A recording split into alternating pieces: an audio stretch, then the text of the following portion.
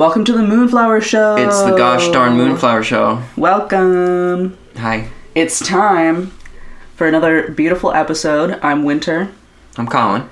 And today we are going to be talking about social media part 2. Yeah, this is a continuation of our last episode. Indeed. As we stated in the last episode, we wanted to do more of this. Yeah. So today we're going to be talking about a couple specific topics. I think this is the most detailed episode that we've planned so far. Like, we have an agenda for you today.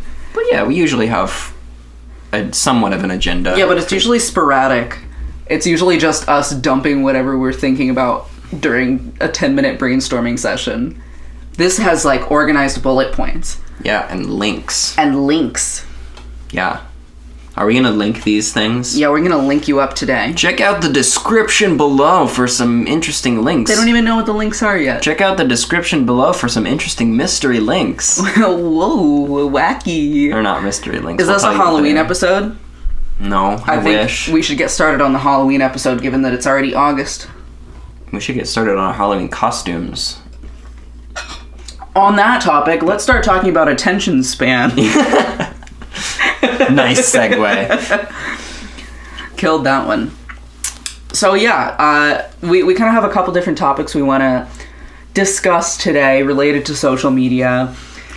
The first of which is attention span and how social media impacts your attention span.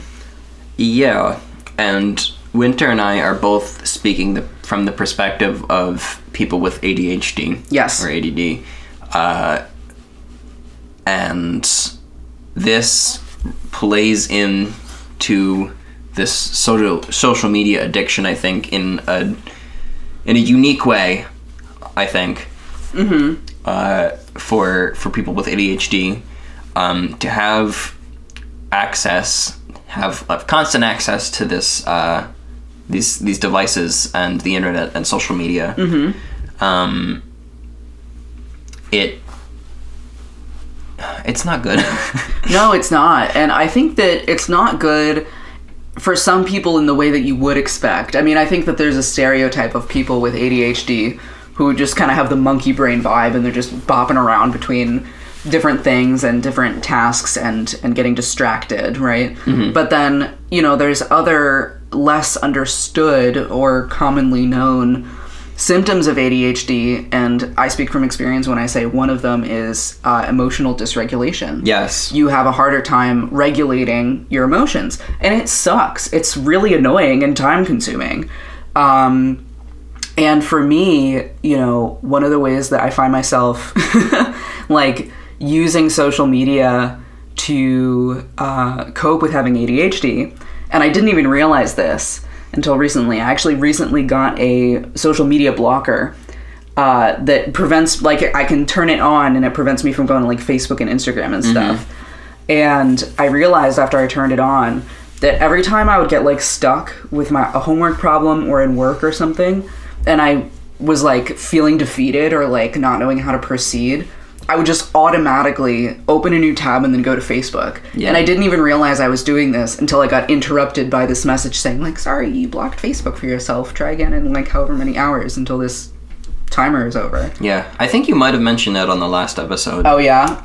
Great. And I think after that I could be wrong, but on that same topic, sometimes when I have to do something that I don't want to do, or, like, have a conversation with someone that I don't want to, or, like, just even wrestle with some difficult thoughts, sometimes I will just flip on to Twitter. Mm-hmm. And try to distract myself instead of actually putting in the time to cope with the negative feelings. Mm-hmm. Yeah. Which in the long term doesn't really it's just avoiding the problem. Right. Yeah. Long term, it is avoiding the problem. I think last time we discussed using technology and social media as avoidant behavior. Yes. Yeah, it definitely is avoidant behavior, and something that I think is especially a dark, I guess, about social media for people with ADHD is that, I think there's debate and I think there's nuance. There's nuance to be had here, but ADHD is like a mental condition that has to do with attention. Mm-hmm. And it is. Yeah, attention. Right. But I think that there's some nuance to be had there. Maybe we can talk about that another time. But and we talked about this last time, if your attention is the commodity that's being sold and traded with social media, and you have an attention-related mental condition, I think that that's uniquely a problem. That's uniquely especially bad. Right.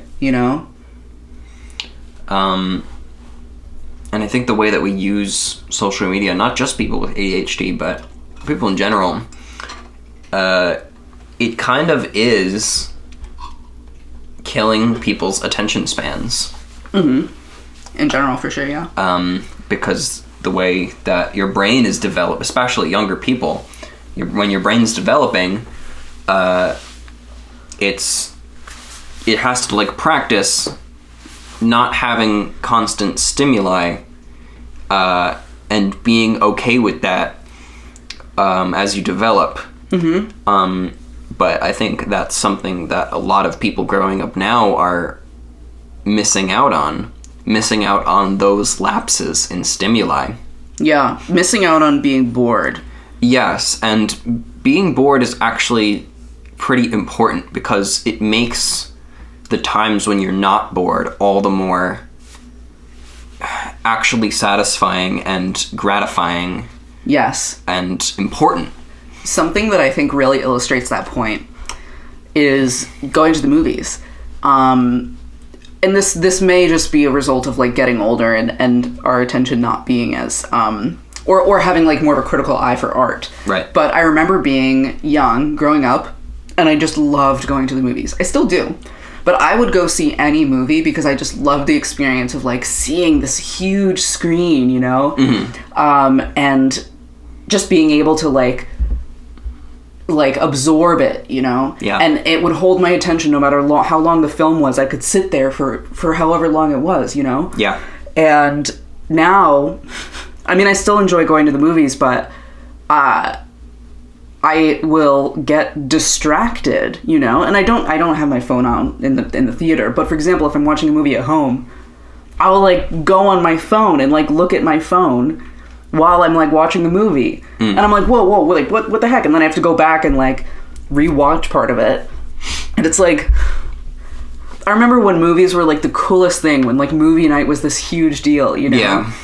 And I think part of that is the fact that I have access to pretty much whatever I want to watch whenever.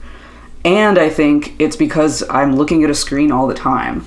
So Right. it's just not as automatically interesting, Mm-hmm.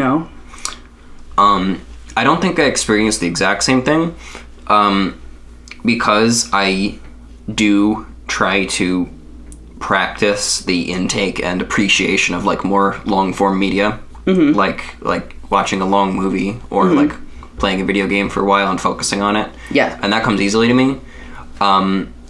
But especially when I'm doing things like chores, I'm doing laundry or cooking or vacuuming, I will maybe I'll not be in social media, or I'll have a podcast going on in my ear. Yeah. And even checking social media when I have okay, I just put this in the oven for 10 minutes, might as well scroll Right. on Twitter. Yeah. It's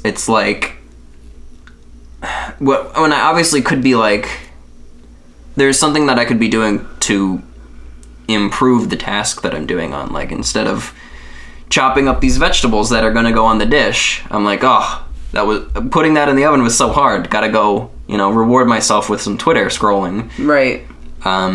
Yeah. And it's if I don't have that stimulation, if I have to focus on this quote unquote boring task for 30 minutes or more, Mm-hmm. it becomes extremely strenuous and stressful. Yeah, I really hear that. I think I have been trying to multitask like that less. Even if you're just going around doing chores and listening to a podcast, you're still multitasking. Yeah. And I think that kind of multitasking is less bad than others. Like, some people will, like, literally be, like, doing, like, more than one super intense, cognitively demanding task at once. That's probably not good.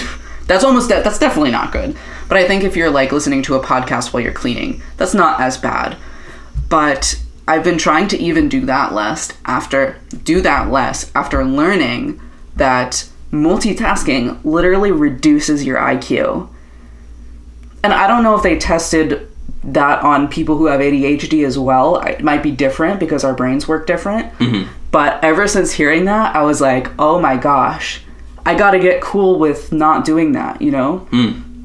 I've been trying to only have one screen at a time, you know? Yeah. You ever do that thing where you're, like, on your Switch or, like, playing a video game or, like, on your phone, and then you also have your computer, or you also have the TV? That's me, right? every day. Yeah. That's me. I feel like I've done that more as I've gotten older, because it feels good, you know? It's simulation. Yeah.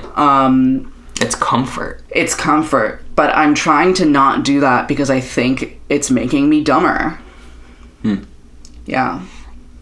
And I want to read more about this because I am curious. Excuse me. I'm curious about the long-term effects of multitasking, because to me, like, logically thinking, or intuitively thinking, I would think that multitasking, or being able to handle multiple tasks at once, I would think that training your brain to do that would make you smarter. Like, that's where my thoughts go first. I think that, so I heard about this concept in a podcast called Cleaning Up the Mental Mess, which I can link that in the description. And then I'm also going to link an article that talks about, it's a study that explains how multitasking might be making us stupider. And I think in the episode, if I'm not misremembering, in the episode that I listened to of this podcast, they talked about how counterintuitive it is, you know, because you think like, oh, they're so smart, they can do a million things at once, right? Mm-hmm. But I think, and don't quote me on this, I don't know if this is true, but my intuitive explanation for that would be, there are some things that we are not designed to do. So even if you're trying to train yourself to do it, it's just going to overload your brain. Yeah. Like, for example, like, obviously the example we're talking about here is like, our brains are not designed to do more than one cognitively demanding thing at once. Right, yeah. And evolution is just not going to make that easy, right? Mm-hmm. So you might think that you're multitasking, and I don't know, maybe you think that it's working for you, but statistically, it's probably not, you know? And then I think another parallel that we can consider here is like, our brain is not designed to do other things. Like, we are not designed to absorb all of the bad news that we see worldwide every day. We're designed to absorb the bad news in our village, you know? Yeah. And so our brains are consistently getting overloaded by all of this, like, media information. Yeah. You know? Overload's a huge part of it. Yeah. So I think my response to that would be, like, evolutionarily, there are just some things that it's going to be really, really challenging for our brains to do, and multitasking is one of them. But I'm also not a scientist. So if somebody has, like, thoughts they want to share about that, or if somebody knows more than me, please let us know in the comments. Yeah. I do, like, think that the cognitive expectations of an everyday person are higher than they've ever been. Oh, yeah. And, you know, you're expected to stay up to date with the news. You know. Yeah. It takes effort to do that. Yeah. And sometimes I don't want to do that. Because, you know, not all of it. It's important to be informed, but not all of it immediately affects me. Right. I try to stay as informed as maybe not as informed as I could be, but on the stuff that I really care about. Right. And I definitely hear you with the way that I think the multitasking makes you stupider phenomenon. I think that has maybe manifested in me a little bit. As an example, when I was an undergrad, sometimes I would have like multiple homework assignments like on a given night that I would need to complete. Right.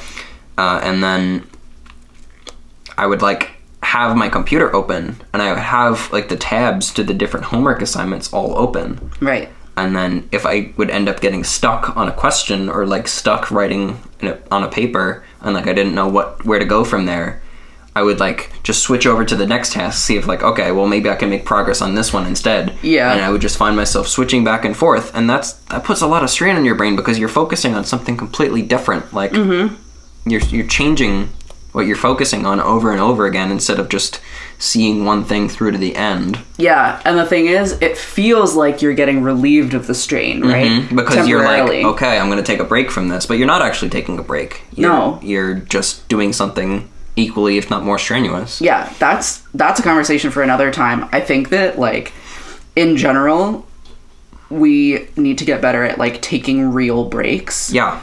And I think there's so much to say about like procrastination and how like procrastination is like really stressful. But we like think that like we're being lazy and just like relaxing, etc. But that's got to be a conversation for another time. But yeah, I totally hear you. And I think it's manifested in me as well, perhaps like later, like in more recent years. But yeah. I would love to be at a place in my life where I could just be like, I'm going to drop everything. I'm overstimulated. I'm going to drop everything and go camping in the woods for like 3 days. Nobody talk to me. Yeah. And just like have the capacity to do that. Yeah. Yeah. Well, I think we're going to talk about that a little later in this episode. Yeah. When we talk about some solutions for this stuff. But yeah, I think at this point we can maybe move on and talk about simulation. And well, I think maybe we've covered a lot of this already. We've already kind of talked about like constantly seeking simulation, being on more than one screen. Oh yeah, but also longing for less simulation. Oh, you were probably just going through this agenda and I just didn't realize it. It's okay. I mean, we've kind of covered a couple of the different points that we've talked about to an extent. Actually I don't think you mentioned the social media blocker last episode. I think I was thinking of the time when we were planning this episode. Yeah.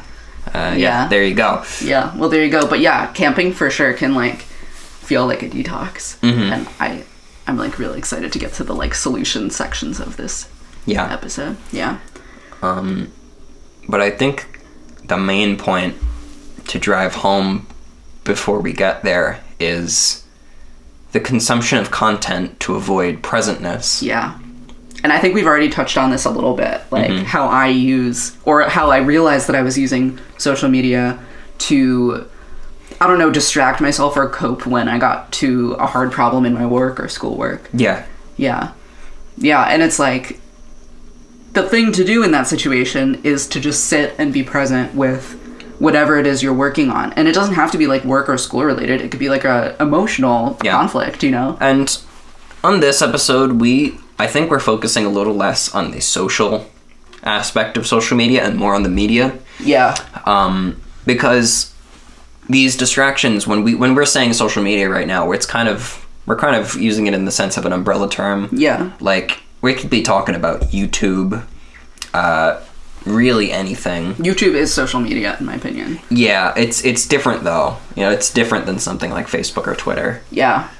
But it is something that it's easily accessible, short form content. It's algorithmic, so it'll keep feeding you things that it knows will grab your attention. Yeah. And it is very intentional in the way that it does that for these reasons, because it wants your time. Yeah, and I do think that you can use social media as a healthy distraction sometimes. Yeah. I think the problem is that it is designed to hook you and then keep reeling you in. Yeah. You know? So it's not just, I'm taking like a 5-minute break to refresh. Because first of all, that's not what I'm doing when I like automatically open a new tab and like go to facebook.com, right? Yeah. That's like an automatic, like emotionally loaded like response. That's not a conscious break at all. But I think even when you're taking a conscious break, you get sucked in, you know? And you're using up your mental bandwidth to pull yourself out of that. Yeah. You know? Yeah, like when you have to like put it away and go back to your work, I do think that we have limited mental bandwidth. I think that you can strengthen it so that you have more typically during the day, but I think that usually like when you wake up, you have a certain amount of bandwidth and certain things deplete it and maybe certain things restore it, but like, do you really want to be spending that like pulling yourself out of the algorithm? Yeah. And you mentioned that it could be used as a healthy distraction, because I don't know if we mentioned this last time, but I do think that a certain amount of distraction is healthy to have in your life, because it's not helpful to you or anyone to 24/7 be on your game, be thinking about how you can be productive, wrestling with the big questions of life. It's important to take breaks from the important stuff sometimes. Yeah. Give yourself breaks for sure. But when the thing you're filling those breaks with is not really giving you a mental break and also designed to consume your time and your attention, it's not really helpful. No, it's not. And I think that there are other things that are more worth your time that are relaxing, you know? Yeah. And things that aren't productive, things that are fun, but that are like a healthy fun, if that makes sense, a healthier fun. Yeah. Yeah, and I'm not here to say that like if you're using social media like in a healthy way and you're like super able to like put it away after 5 minutes and give yourself that little dopamine hit, then like by all means do what you want. It's definitely possible. It's just designed for that to be hard. It's hard to opt out of, or it's hard to not be sucked in. Right. Yeah, I think that's one of the things that makes, for most people in most of the time, social media is an unhealthy distraction / relaxing tool, because it's harder to opt out because it's just everywhere. And like I feel like once you have like social media, like it's so hard to like delete it because you're worried about like losing connection, which is like a literal human need, you know? Yeah, but especially like I use 99.9% of the time, if Facebook is open, it's because I'm direct messaging someone. I'm using the messenger function. And adding somebody on Facebook and messaging them is so like mainstream instead of like giving out your phone number, that if you up and delete Facebook, you are not only risking losing connections with everybody that you connected to that way through Facebook, but also cutting yourself off from who knows how many more potential connections. It's just become a mainstay, and you're almost forced to opt into it. And if you don't, you're losing out on stuff that you might want, like friends. Yeah. Which sucks. Yeah. Yeah, like I've been using Facebook to connect with my grad cohort. Yep. You know? Like, how would I do that? I mean, I could technically send an email to all of them. Yeah. But like, you know that that's going to be less convenient for everyone and less appealing. Yeah. Yeah, and I wouldn't have been able to send an email to everybody until like recently. But I've been connecting with people all summer. Yeah, and also like you do that, you face the judgment of your cohort, like, oh, why didn't Winter just, make a Facebook group? Right. Yeah, and then I have to like explain why I don't have Facebook. I'm going to be encountering the same problem with LinkedIn soon. Yep. Like there is a lot of pressure on me right now to make a LinkedIn. I've had 3 LinkedIns and I've deleted them every time because I understand that I can use it to like connect with people like professionally, but I also like hate it. I hate it. Yeah. And I like don't want it, and it seems like a requirement, you know? And to be honest, like I recently discovered that you can actually make your profile private.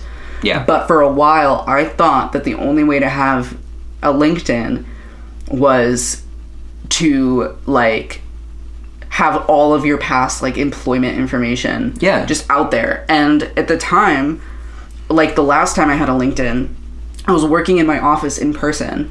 It's a small company. If you walked in the door, you would have seen me. I'm the first person that's there. Yep. So God forbid I piss somebody off with some of my content or something, or somebody like figures out who I am, they could literally just Google my name. This scared me. That you Google my name when I had the LinkedIn, and the LinkedIn was the first thing that came up with where I worked.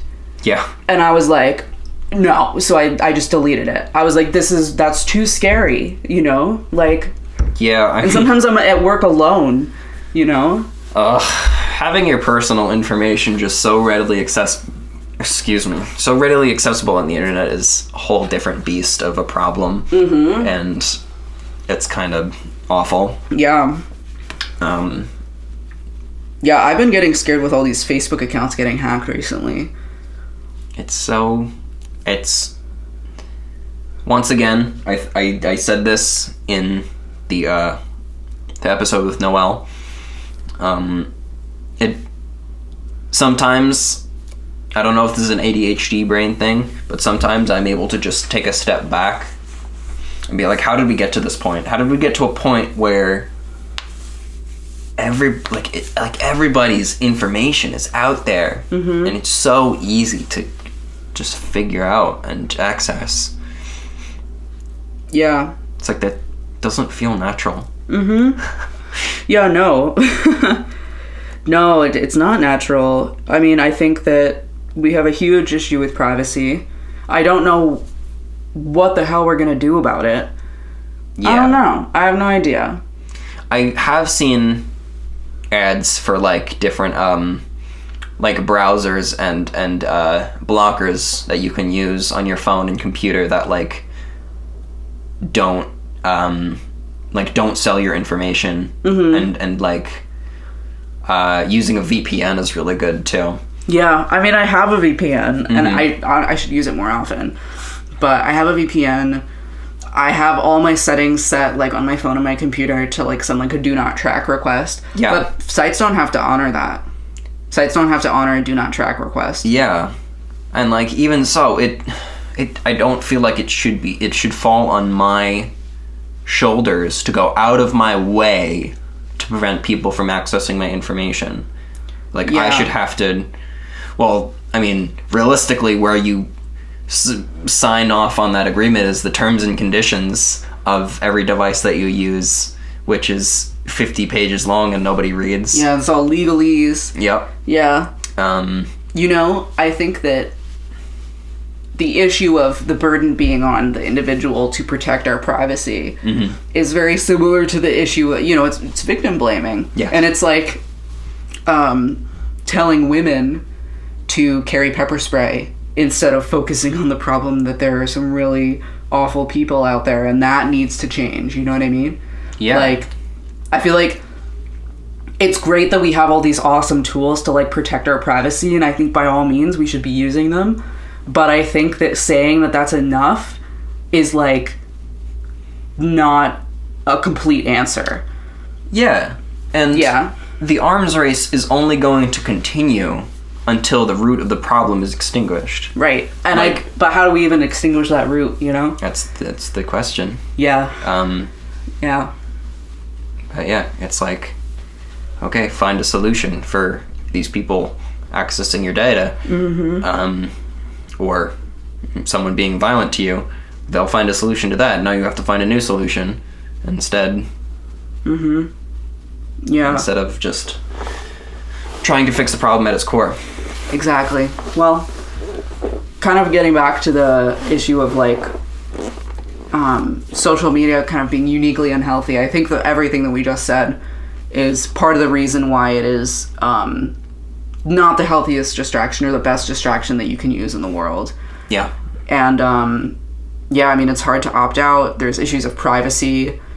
And it's an addictive thing. Yeah, and one more thing I will say is this is completely amplified.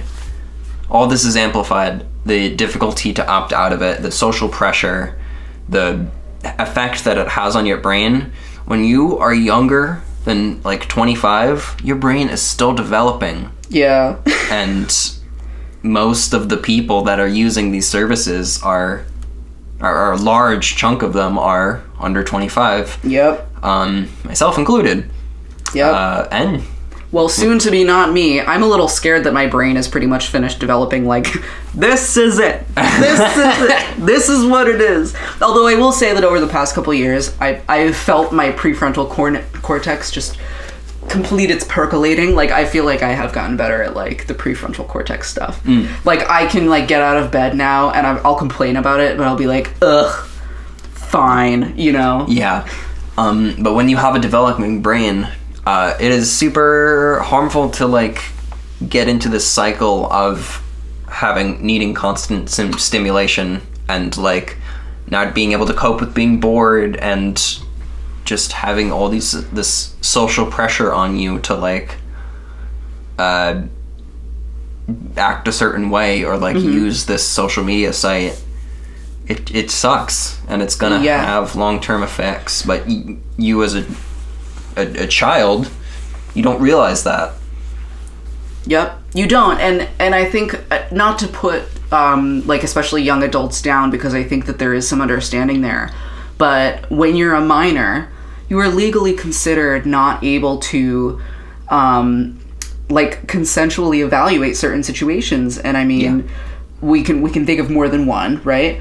But one of those things is legal terms, you know? Yeah. And so even if you have, like, all these smart young kids, you know, who are, like, teenagers, evaluating these risks and stuff, like, we don't think like, if you're not 18, you can't sign, like, a legal contract. Why can you agree to this 50-page document agreeing to sell your information? Why is that okay, you know? Yeah. And again, like, if we do have some younger listeners out there, like, this isn't to, like, take away from your being smart and stuff, but, like, I just think it's kind of hypocritical that there's these protections for you that exist in one sense and then not in this other one, you know? Yeah, and what really grinds my gears is people who exploit the minds of children for their own gain. Yeah. Like, there is this TED Talk. I don't know if you've ever heard of the term ElsaGate. Is this about Frozen? Tangentially. Oh, do go on. But there is this entire sect of, like, programmers and, like, content, I guess, quote-unquote content creators, who really aren't content creators. They're just scammers, basically. Right. They are procedurally generating, like, YouTube videos, like animations, like colorful, like, for babies animations. Yes. Procedurally generating content that is abusing the YouTube algorithm and abusing the attention span of children. Yes, yeah. For views, for their own monetary gain, because those videos can be monetized. Yep. And apparently, I actually have heard about this. Yes. Yeah. It procedurally generated. Like, they're not even they're having a machine make the content that your baby is watching. Yes, and can I add something on to that? Yeah, I actually did hear about this.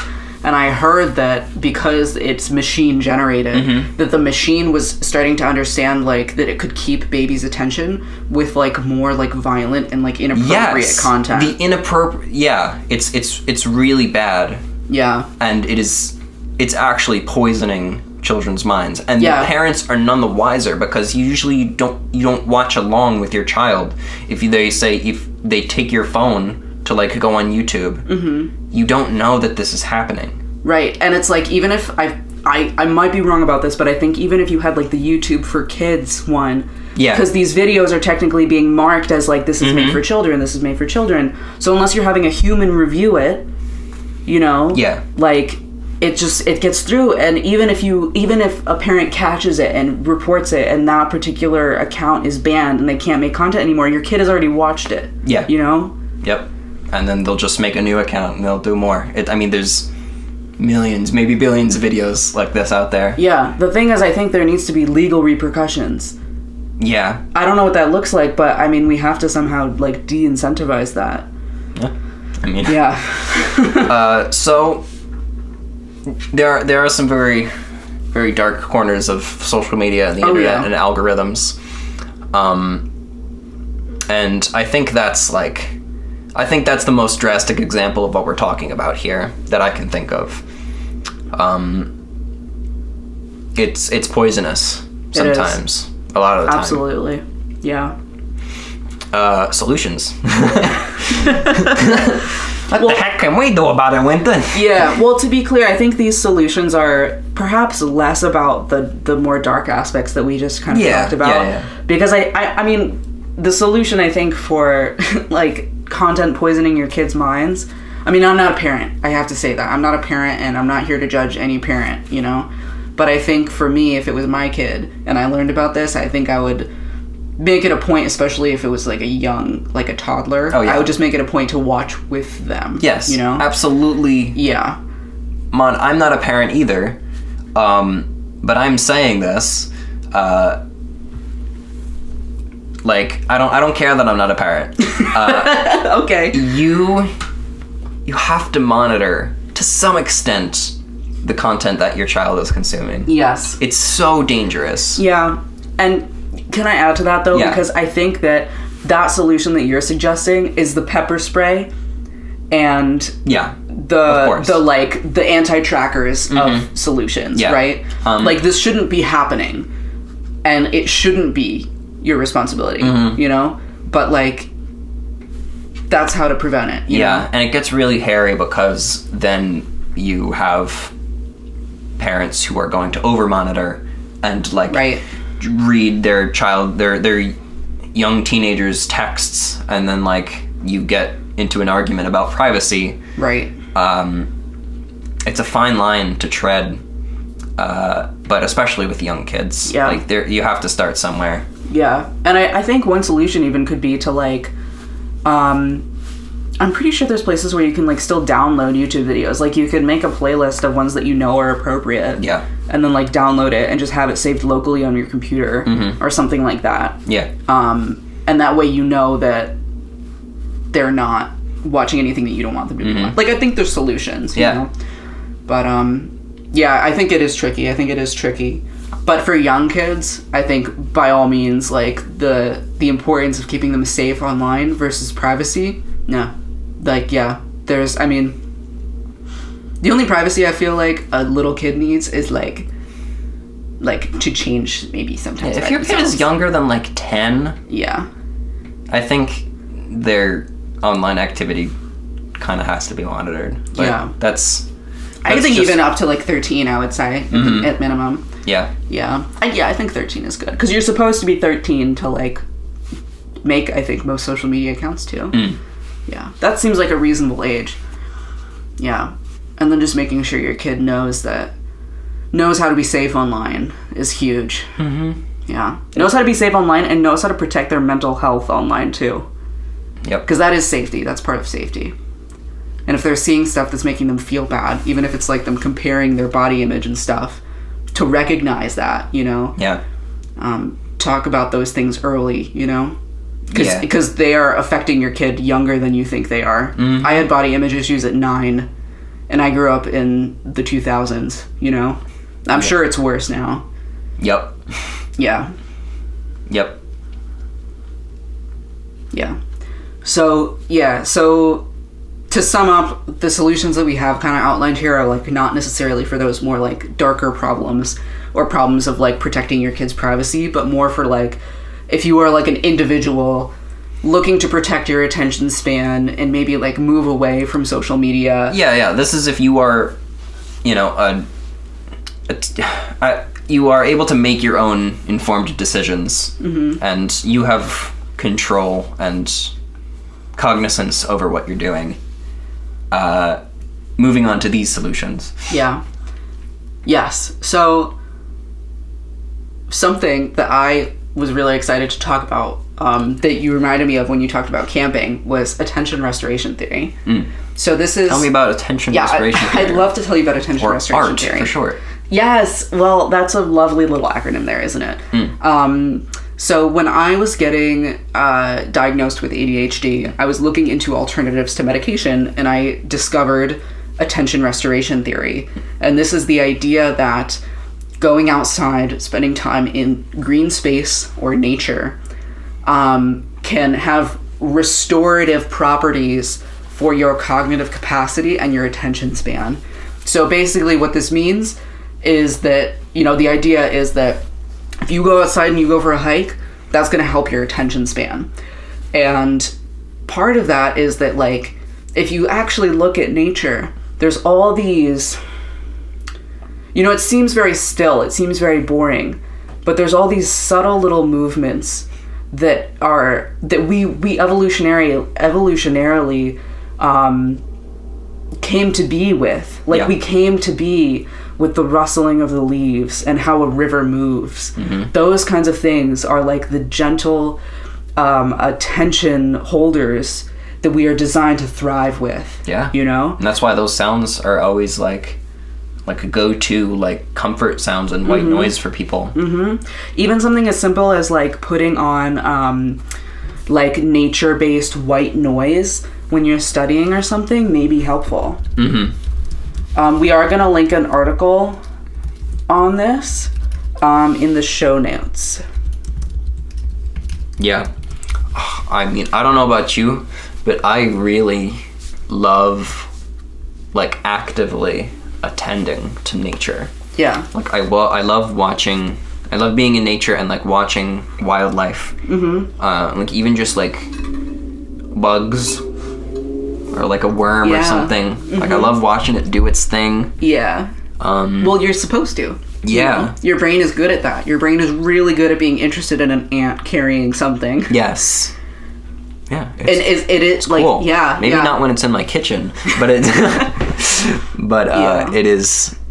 it is really cool to see when I'm outside and, like, in the domain of that creature. Yes.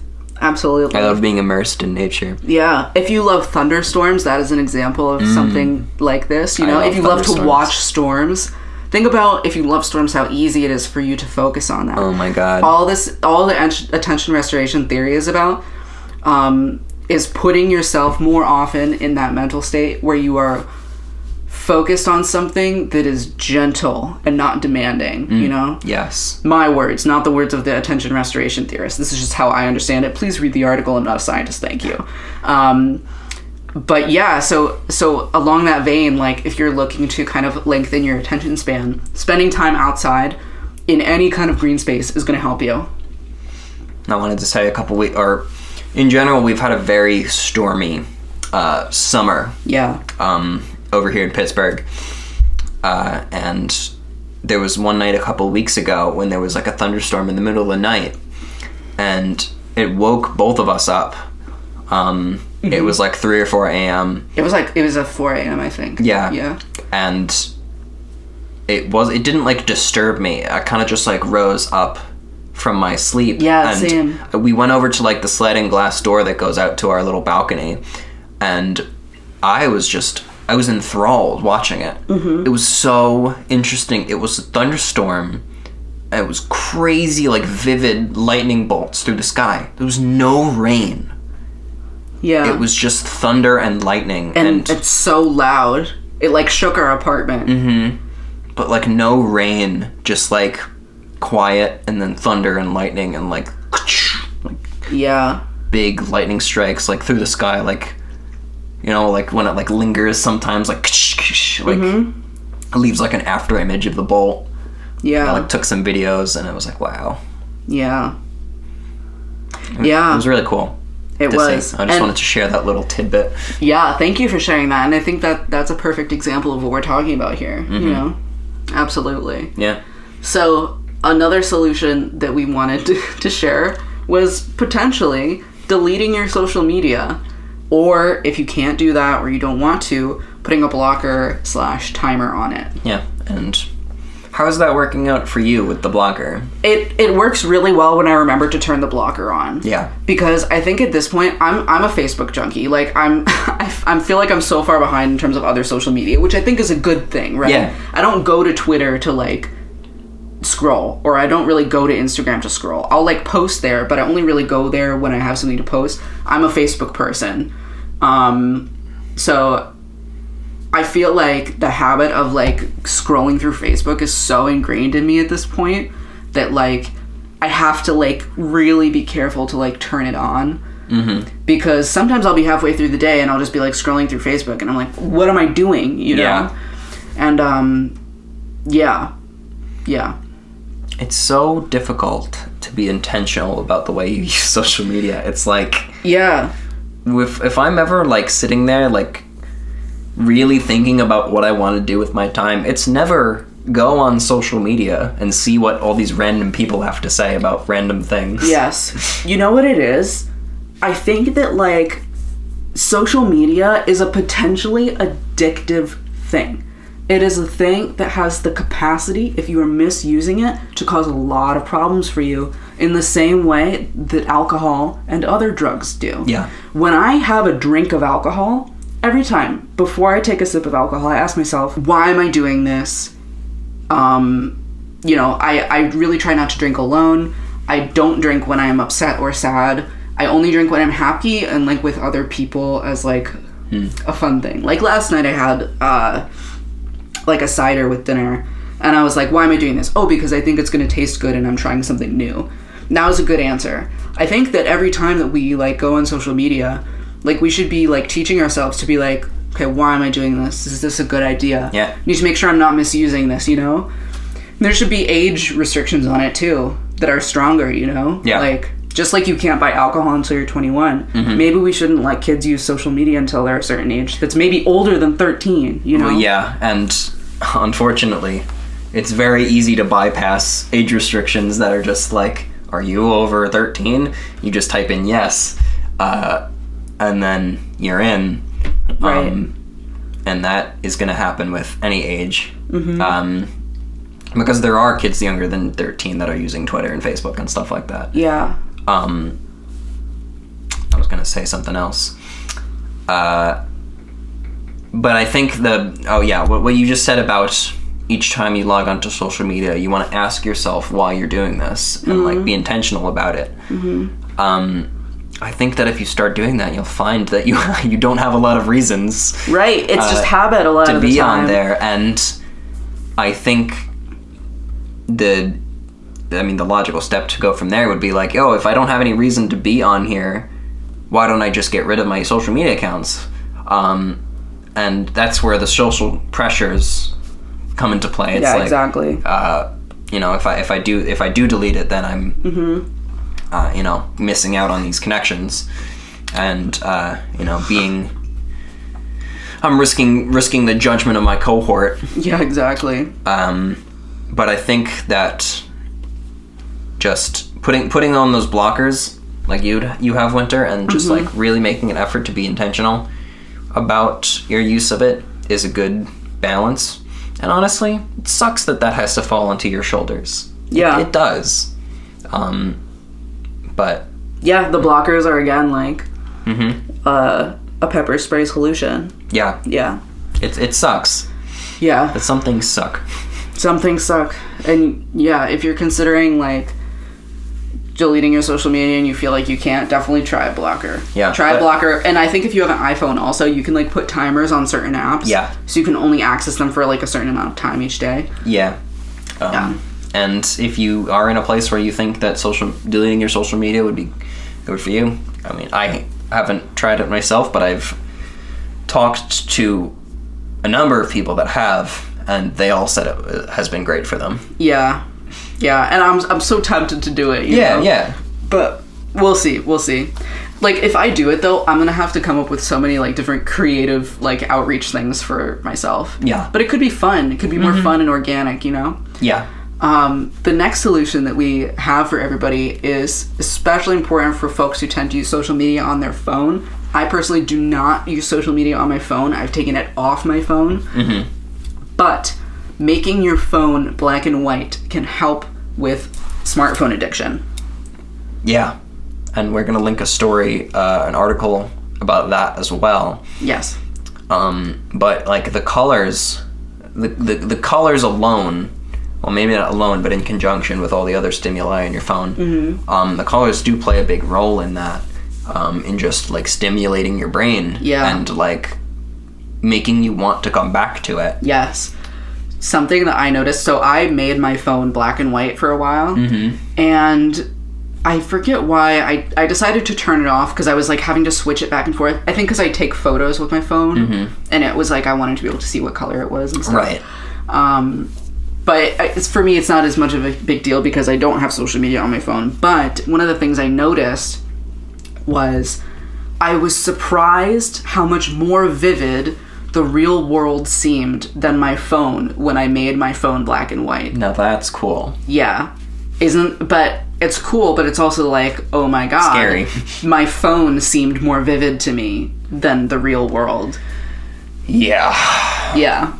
So, yeah, I mean, if you're thinking about that, maybe try it for a day and just see how you feel. See if you notice anything different, you know? Yeah. Yeah. And I mean, to that vein too, maybe try taking social media off your phone. Instagram is tough because you can't post pictures to the website version of Instagram, which again is super sneaky and absolutely by design.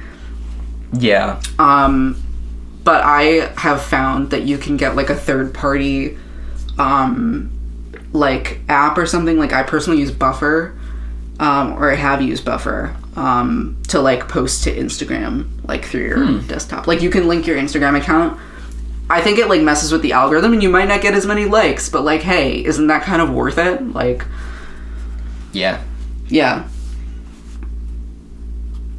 Also, if you're measuring your worth and your happiness by the amount of interaction your social media posts are getting, stop it. Get some help. I know that shit is like a trend, and like it's becoming very normalized. It's really, it's a lot more meaningless than you think. Yeah. I mean, I'm guilty of that. I have to consciously not try to do that. Yeah. Yeah.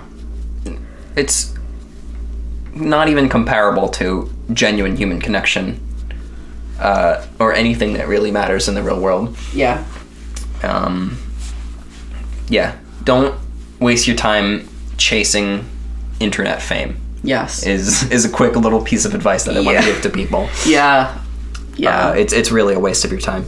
Yeah, yeah. And I think for the hot second that I was kind of like, oh, I want to like try to like gain influence, because I was like, oh, I want to be like philosophized to a large audience, basically, was what I was thinking I wanted to do. It corrupted me so quick. Y'all remember that one whack episode of this podcast where we like did our whole Patreon thing? And you notice how I didn't do that again? Like, that was your idea. I know, but it was my idea. But I'm saying, like, this, like, if you go down that path, even if you have good intentions, which I think I did, I was like, I only want to make good content. I only want to like influence people to do good things, which I still am on board with those things, right? Yes. But like, I was so quickly like focused on followers and like focused on getting people to like do what I wanted them to do, which is so antithetical to like how I want to interact with people, you know? Yeah. Point being, listen to Colin, don't chase internet fame. I tried it for 5 minutes and it drained my soul. So, yeah. Yeah, even if you succeed at it and you do find this internet fame, it's not going to be as gratifying as you think. Back to our little solutions, bullet points. I think we mentioned this before, but practicing more long-form media and activities, it definitely helps with your attention span, especially when you're like doing this instead. Spending the time that you do have, spending the time that you could be using to scroll through Twitter or whatever, I'm gonna go read a book instead, or like watch a long movie, or like play like a really cool video game. Yeah. And it doesn't have to be something that's productive. If you're resting, I mean, really, don't even worry about whether it's productive or not. Maybe it is, maybe it isn't. Yeah. Maybe you like educational stuff. Maybe you like high fantasy novels. It doesn't matter. As long as it is something that is relaxing to you, it is restful. Yeah. It could be something you have read before or done before, and you want to just go back to. That's fine. Yeah. It could be something that is at a previous reading level of yours, or something that you think that you've outgrown. Don't be afraid to go back to like young adult novels if you feel like you've outgrown them, but you're trying to get back into reading. Go pick up Twilight. Please. Because the thing is, getting back, like, if you're like me and you haven't read, like, for fun or pleasure in a long time, this summer I've gotten back into reading for pleasure, which has been amazing. I admire it. But I think my reading level decreased. Yeah. I think my reading level decreased. Well, I mean, because in high school and, I mean, all throughout school and even college, you are assigned readings, and then suddenly that ends, and it's like, wow, you don't notice the effect that has until you try to go back to it. Yeah, it's wild. You're assigned readings, and then all of a sudden you don't want to read, so you stop reading, and then your reading comprehension goes down. Yeah. So yeah, but all that is to say, like, don't be ashamed if you feel that that's happened to you. I think it's happened to a lot of us young adults. And if you feel that you need to, like, build back up to a certain reading level again, then awesome, because now you get to read Twilight again. Like, hell yeah. Yeah. Or, like, whatever, like, young adult novel, like Harry Potter, The Hunger Games, those are the ones that I grew up with. Yeah. Although I didn't really read all the Harry Potter books. But yeah. I should go back and read Eragon. That was my favorite. Yeah. I think I might have either read or partly read one of the Eragon books. Yeah. I seem to remember them being good. Eragon, and I really liked Percy Jackson too. Oh, Percy Jackson. Percy Jackson. Yeah, man. Don't be afraid to go back to a 6th grade reading level. It's okay. Yeah. Like, it's really okay. Because the thing is, I think that reading is kind of like riding a bike. Like, it'll come back to you, like, pretty quick, but it's also okay if you need to, like, take a second to find your footing and build yourself back up. And we're not talking about, like, reading, like, literally reading and comprehending the words on the page. It's like being able to attend to what you're reading to and getting lost in a book. It can be difficult to do, and it's on a more advanced, like, there's a more advanced use of language or like story structure or like, I mean, young adult novels and stuff like that that's designed to be easy to intake and, process. Yeah. And there's nothing wrong with enjoying that as an older person. Yeah, absolutely. Absolutely. So just, if you are getting back into reading, just don't be ashamed is the big message. Don't be ashamed of where you are. And I wanted to add something about your suggestion to, like, watch longer form, like, video content, like longer movies. Absolutely agree with that. I do think it's important to be careful of, like, more, like, especially modern movies, because, believe it or not, even with these, like, 2 hours or longer movies that we've been blessed with, they've found that our attention span actually can still be reduced by some of those because of the rate at which they cut the scenes. They are much shorter than they used to be. So, I mean, I don't want to tell people to, like, not watch, like, newer movies, because I think watching, like, a 2-hour movie, regardless of how fast the scenes are changing, is way better than, like, scrolling for 2 hours. Yeah. But if you have it in you, like, maybe check out some old films, or some more, like, some films that are, like, still, Yeah. Yeah. Yeah. Should we make a curated Moonflower Show list of movies, like that list that you were working on, of just, like, really good movies that we like? Yeah, we could do the same for books. Yeah.